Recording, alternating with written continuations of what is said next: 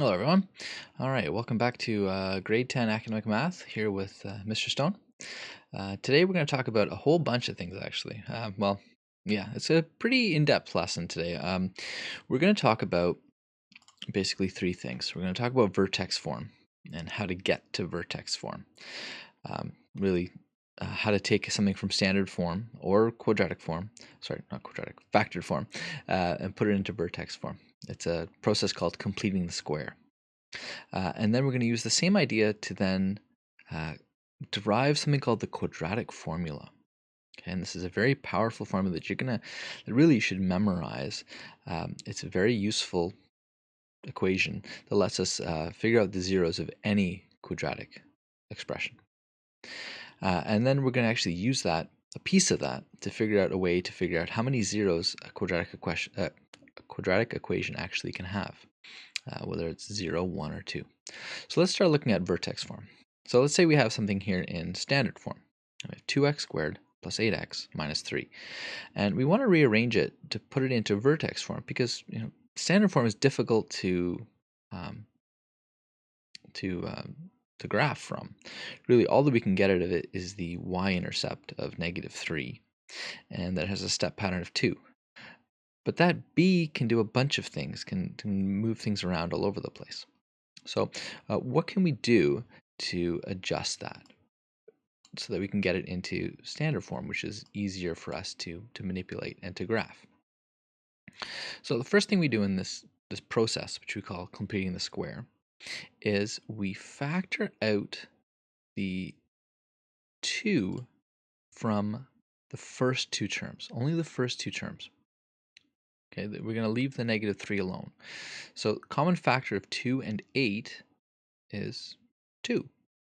Right? So we're going to common factor the 2 out, just the 2, not the x. Not the x. We're going to leave the x squared in there. We're going to try to generate a perfect square trinomial in the brackets with a value of 1. So inside the bracket, we want to be able to factor it so that it ends up being a perfect square, and you'll see why. Okay, so first step, we've common factored the first two terms, not the just the coefficient. Then we're going to do something strange. We're going to add and subtract 4. So really we did nothing. What? Okay, so we added 4 and then took away 4. So we added something and then took it away. So really those two expressions are exactly the same. We've added 0. 4 minus 4 is just 0.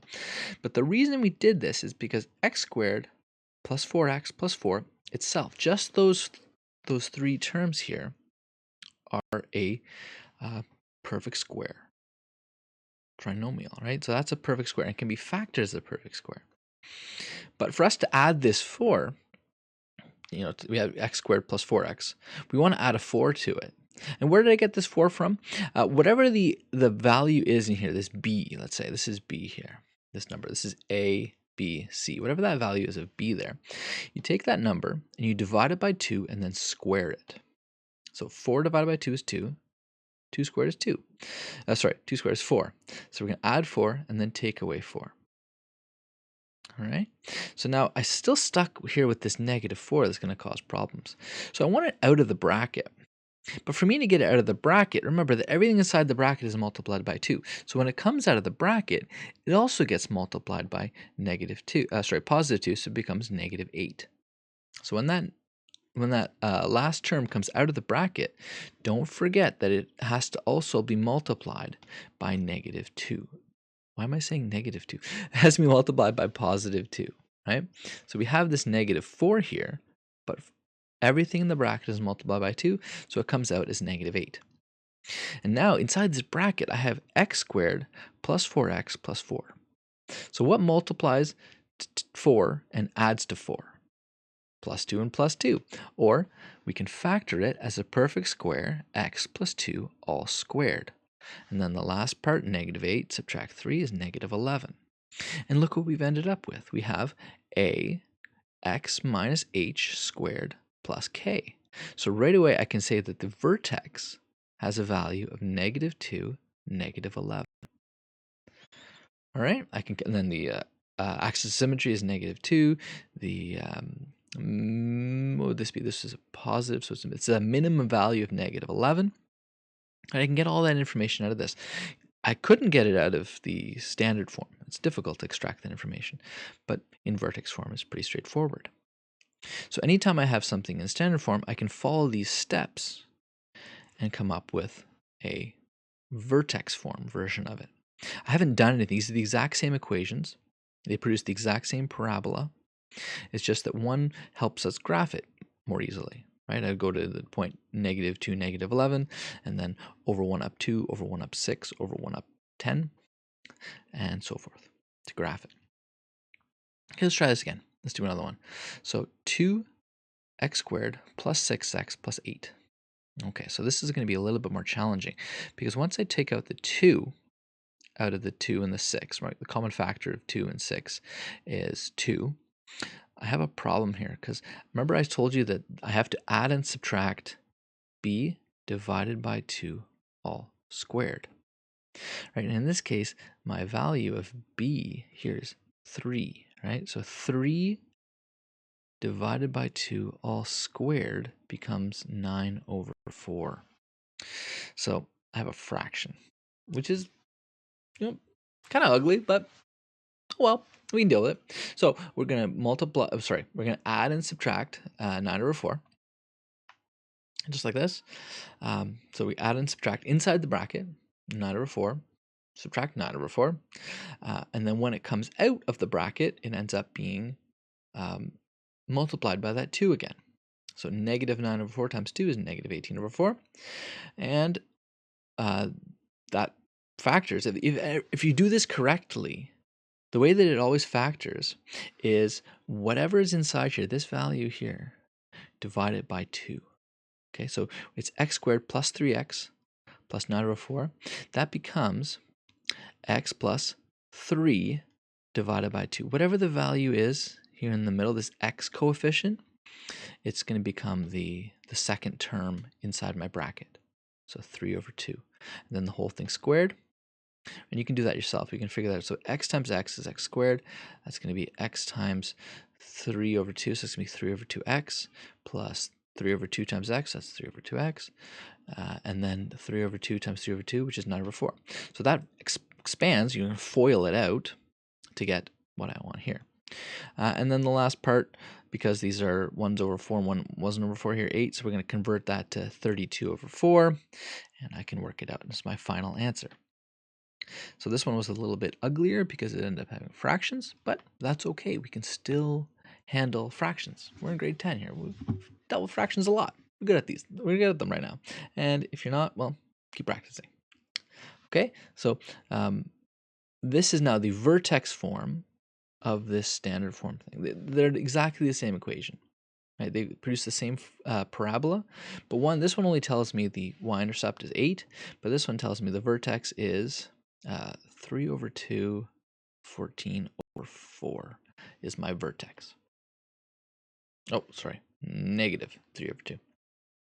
All right, so that's how we complete the square, and it's called completing the square because I took this expression here, this x squared plus 3x, and I added and subtracted a number to make it a perfect square trinomial. We added something to complete it to make it a perfect square trinomial that allowed us to factor it like this, and we ended up with our vertex form, A, H, and K, like we're so familiar with. All right? Okay. So now, what about a expression, a weird one, right? You've seen ways of figuring out zeros by factoring it. We get the two brackets, we set each bracket equal to 0, and we solve from there. So we can solve things that are factorable. What happens if it's not factorable? What about this? X squared plus 7x plus 4. If you put that into Desmos and you click on the zeros, they give you these hideous decimal places. Like, how are we able to actually figure out what those numbers are? And the way you can figure them out is something called the quadratic formula. And it allows us to plug in any values. Here, this has like a 1 here, so that's an A, B, C. Any parameters of our standard form quadratic, we can just plug them into this formula and it'll actually spit out the zeros. Okay, and where do we come up with this formula? Now, this derivation here is a little bit complicated. I love deriving equations. I love playing with equations, manipulating letters around, not numbers, moving things around. I find it a lot of fun. Um, some of you may not, and some of you may get lost along the way here. Really, if you do, you can watch it again and try. But really, we just want the final expression. So this is a little bit of extra because just me giving you the equation is just a little bit, I don't know, not satisfying. Right? You just get a number you get an equation out of nowhere.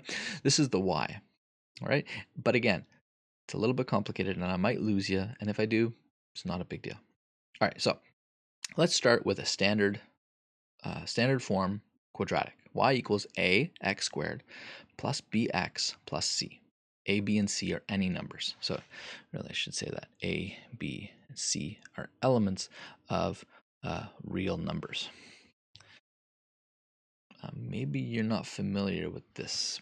Okay, maybe I'll just, let's not write that. Sorry. Okay, so I know that I want the values of x where the y is equal to 0, right? When I solve these things, I'm looking for the points on the parabola where the y is equal to 0. So I'm going to set y equal to 0. I flipped the whole equation around. I set y equal to 0, and I divided everything by a. So a divided by a is 1. B divided by a is b over a. C divided by a is c over a. Okay? And now I'm going to do that trick with, well, first of all, I'm going to send the c over a to the other side. That becomes negative c over a. And then I'm going to do the trick with completing the square. I'm going to add and subtract whatever was my x coefficient, in this case b over 2. I'm going to divide them by 2 and then square the whole thing. So I'm going to add b over 2a, right, because I had b over a, and then I divide by 2, so that becomes b over 2a squared. And then I'm going to subtract b over 2a squared. So really adding and subtracting the same thing. I added nothing. Okay. However, I now have a perfect square trinomial here. So when I send the negative 1 over to the other side, it becomes positive b over 2a all squared. And just rewriting it just because I ran out of room. So this is the exact same thing as this equation right now is exactly the same as ax squared plus bx plus c equals 0. Okay, it's the exact same expression. I just rearranged it a little bit.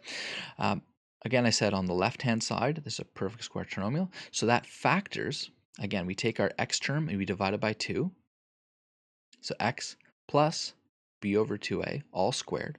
So that's factoring. This is now factored as a perfect square trinomial.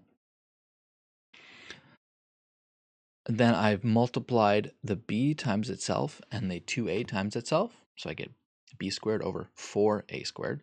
Right? 2 times 2 is 4. A times a is a squared. All right, so I've just distributed the square on this term here.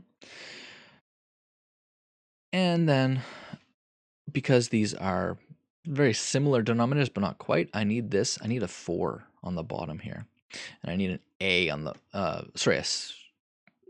need a 4a squared on the bottom, right? So I had to multiply by 4a on the top to change a into 4a squared. So I multiply both sides, both top and the bottom, the numerator and denominator, I'm multiplying by 4a.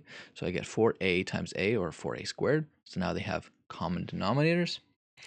I can add them. Right, so now this is b squared minus 4ac. And I can take the square root of both sides.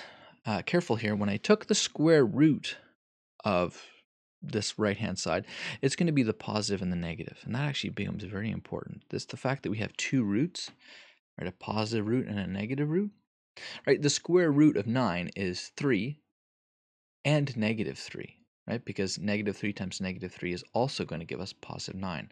So anytime you take a square root, there really are two solutions. Okay, so what's next? I take the, what have I done? Oh, I took the b over 2a and I took it over to the right-hand side, so it becomes negative b over 2a. If you notice here now, I've taken the square root of the square root of the denominator is going to be 2a, right? So I can take the square root of the denominator. I can get it out of my radical sign here. And I end up with 2a. And notice these have common denominator, and we end up with our final solution. After all that ridiculous math, we end up with this equation. Okay, this equation here is called the quadratic formula. Okay, x equals negative b plus or minus the square root of b squared minus 4ac all over 2a. Okay, that's the quadratic formula. That is the solution to any quadratic equation in the form of ax squared plus bx plus c equals 0. Okay, anytime you have a quadratic equation in that form, we can solve it. It'll have answers of x equals that. And notice there's going to be two answers possibly, right? Because there's going to be a positive answer and then a negative answer. One where I'm adding something and one where I'm subtracting something. So let's do an example. Let's see what this actually looks like. So I give you an expression here. Y equals negative 2x squared minus 6x plus 7. Okay, so in this case, a is negative 2, b is negative 6, and c is 7. Careful with the negatives. The negatives go with it. Okay, so you have to plug the negative into the equation. So let's write out my expression. The quadratic formula is x equals negative b plus or minus the square root b squared minus 4ac all over 2a. Please maybe take some time and memorize that. There's even a quadratic formula song. I'm going to link it in the description of the video, okay? To the tune of Pop Goes the Weasel. I won't sing it to you because that just might make your ears bleed. I apologize. Okay, so if I plug these in, now careful here. Negative. Remember, b is negative 6. So negative b is going to be negative 6 or positive 6. Then I'm going to square negative 6. I really should have written negative in there, but it doesn't matter, right? Because I'm squaring it. It's always going to be positive. And careful that the a is also going to be negative. So negative 4 times negative 2 times positive 7. And then I'm going to divide everything by 2 times negative a, 2 times a, which is 2 times negative 2. So all I've done here is I've substituted into my expression a, b, and c. And then working out what's inside the denominator, this is where you're going to make mistakes, right there. So this is negative 4 times negative 2. That becomes positive 56. This is right there is the number one mistake you will make when you're doing the quadratic formula problems. Okay, right there. Make sure that if it's a negative times a negative, we're going to end up with a positive. So we have positive 36 plus 56, and that works out to 92. All right, and now this is a little bit tricky. I can factor out of 92 4. Okay, so 4 times 23 is 92. So I divided 94 by, I make 92 is equal to 4 times 23. Whoops. I apologize, that got messy. Can you even see that? Yes, you can. And remember, I'm square rooting both of these. So when I square root 4, I end up with 2. So square root of 92 is equivalent to 2 times root of 23. Right, because 92 is the same as 4 times 23, which is going to be square root of 4 times the square root of 23, and the square root of 4 is 2. All right, and now that I have 2's everywhere, well, not everywhere, but I have a common factor of 2, I can divide everything by 2, and I can come up with 3, right? 6 divided by 2 is 3. 2 divided by 2 is 1. There's a hidden 1 in there. And negative 4 divided by 2 is negative 2. And there's my answer. I can say that this is my answer. And there's actually 2 answers hidden in there. Right? I can have a positive version or a negative version, right? I can say 3 plus, oh, careful here, I shouldn't have done that. That should not be an approximately equal to sign. Okay, this is exactly equal to, x is exactly equal to 3 plus root 23 over negative 2. Or I can plug it into my calculator and I can get an approximate answer. This dot on top of the equation means it's approximately equal to, right? There's going to be more decimals, infinite number of decimals, in fact. But I rounded it to 3 decimal places. And there's going to be another answer where I subtract. So one is 3 plus root 23, and the other one is 3 minus root 23. Okay, so I have 2 solutions. So the problem, even though it looks as though there's only, all right, so we have 2 answers. right? Right. And what that means is, if you think about it from a point of view of a parabola, it makes sense, right? If I take my parabola here, I'm going to have two places where the parabola will go through the x-axis. So I have to have two answers. Let's try another one. Okay, so x squared minus 3x plus 5. Okay, so we're going to take our quadratic formula, and we're going to replace a, in this case, is 1, right? A is 1, b is negative 3, and c is 5. I'm going to plug all this in. So negative 3 is positive 3. Square root of 3 square root of 3 squared minus 4 times 1 times 5 all over 2 times 1. Now, what's going to happen here, though? I'm going to end up with, what's that, negative? How do you take the square root of a negative number? What is the square root of a negative? What does that mean now? You can't take the square root of a negative number. You can. It's a complex number. But what is a complex number? That's beyond this course. Complex numbers means anytime you take the square root of negative 1. Imagine it as a number line at right angles to the real number line. Basically, numbers now, right now, number has one value, but a complex number has two values. It has like an x and a y, where x is the real component and y is the negative component, which is the square root of negative 1 part. But don't worry about that, okay? It's a complex number. It's not a real number anymore. And the reason for that is if I graph this, all right, let's get rid of that for a second. If I graph this, where is this red curve hit the x-axis? Nowhere, right? It's always, for its entire domain, wherever the equation exists, it's never hitting the x-axis. It's always going to go down to, what is this value? I don't know, like 2.5 or something like that, 2.75. But it never actually gets down to here. So it's never going to actually intersect the x-axis. There's no answer. We say there's no real solution. There's no real number that satisfies the equation. Okay? So anytime you get a negative number in there, we have no actual solution. It means that the parabola never intersects the x-axis. Interesting. Actually very, very cool, and leads to an entire field of mathematics, but well beyond this course. Don't worry about it. Okay, so so number of solutions. We can have two answers if the parabola hits the axis twice, -1 and +3 in this case. We can have one answer where it just touches the x-axis, or we can have no solutions where it never touches the x-axis.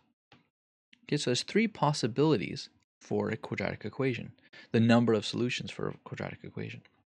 Now this is easy to figure out when you look at the graph. What if I only give you an equation? What if I only give you a mathematical expression?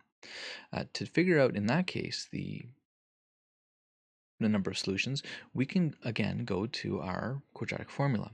And remember, the reason why there was two answers or no answers was whatever happened in the square root, that b squared minus 4ac. If that was positive, then we're going to add and subtract a number. If it was negative, then yeah, we broke math, kind of. And if it's 0, we're adding and subtracting nothing. So we call this term here the discriminant. And if that term is greater than 0, we have two solutions. If it's equal to 0, there's only one solution, right? Because when we're adding and subtracting 0, it's not doing anything. And if it's negative, then we have complex answers, and yeah, we have no real solutions. Okay? So that is a way that we can use a algebraic expression here, which we call the discriminant, to figure out how many solutions we have. We can also do the exact same thing by graphing the expression and figuring out how many times it hits the x-axis. This is actually faster though. Okay? All right. So that's everything we're going to cover this lesson. I apologize, this is pretty long, and we're running up to 25 minutes here. And there's quite a lot here. But there's very important information here. Completing the square, how to put something into vertex form, and the quadratic formula. The quadratic formula, possibly, if I had to rank the most important stuff that we do in this math class, that's probably up there in the top 3 most important things we do in this math class. Okay, so memorize that and watch the song I add in the description. All right, so that's everything for today, and I'll see you next time. Take care.